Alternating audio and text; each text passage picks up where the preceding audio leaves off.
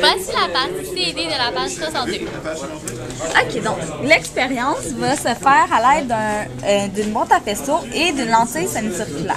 Donc, on va envoyer un rayon vers le centre de courbure de la lentille.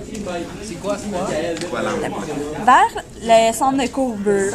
Et maintenant, puisque le rayon va être perpendiculaire à la surface ici, on peut observer que le rayon va être réfléchi dans la même direction que le rayon initial.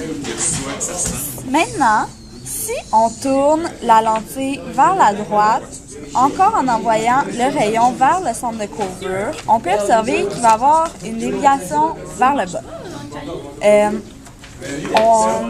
Là, pour vous expliquer la réfraction de ce rayon-là, on peut voir que le rayon va être envoyé vers le centre de courbure et à partir du centre de courbure, il va être réfracté dans la même direction que le rayon réfracté.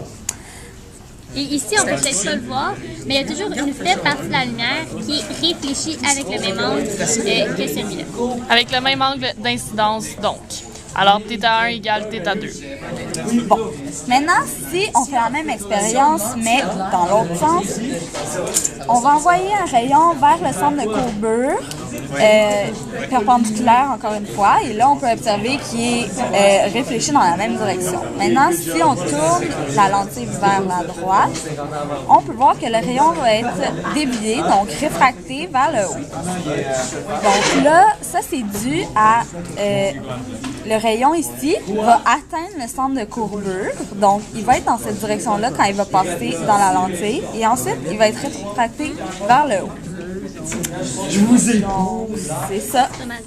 Toujours se rappeler que la réfraction est due à un changement de milieu transparent de la lumière.